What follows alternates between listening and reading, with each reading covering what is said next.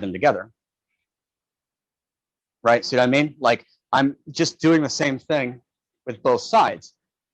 The reason why people have a hard time seeing that Sinawalli is ever present is that if I'm to drop one of these weapons, there's my hand movement, there's my lasso, there's my hit with my puño. This was day one training with Ray, right? Perpetual motion. So this is Sinawalli. I'm just continually moving off the pattern. Sometimes it's a puño, sometimes it's a dulo, sometimes it's, you know, the katawan of the weapon. It depends, but perpetual energy is that I keep moving it down these motions, whether I step offline and go straighter, whether I stay online and go wider. I can work my Sinawalli things three-dimensionally, and then I can bring them back into here. If I have Chris with me and he's got a stick, in terms of the Sinawalli, not to look at it like a pattern, to look at it like perpetual motion. The second that we make a point of contact, that line initiates my Sinawalli, right? So when I'm in this position, I come in here, there's my Sinawalli, right? And yeah, it's a pattern, but it's not. It's how I'm moving with my engine does not stop moving. I can take, let's say, a line like this, okay? There's my number one on my Sinawalli. So I can follow the next motion.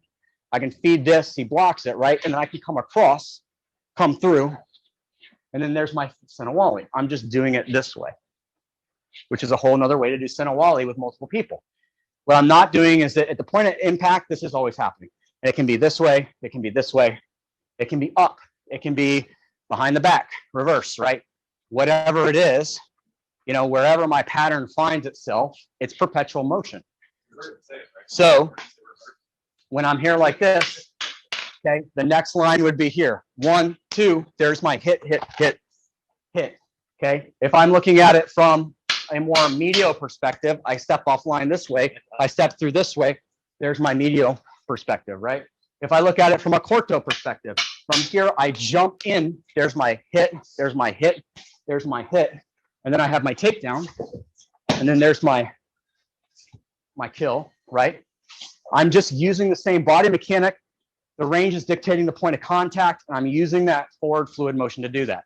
If I want to look at it from a disarm perspective, anytime I find my disarm line, okay, from here, my next one on the vertical plane would be 1, 2, 3, 4, 5, 6. So when I'm at this position, my next one coming across this way creates that opportunity. Then I have this here. Now I can go into my other Sinawalli, which creates my takedown situation, you know, with my Sinawalli. So it's perpetual movement moving forward. It isn't that it's a stick drill and I'm doing this. It's that I'm here, I'm hitting with my puño, I'm here, I'm here, I'm here, I'm here, I'm here, I'm here, I'm here, I'm here, I'm here, here, right? And I'm not limited to weapons, range, or application or subsystem, because it's just an engine driving a vehicle. That's the deeper lesson of Sinawalli.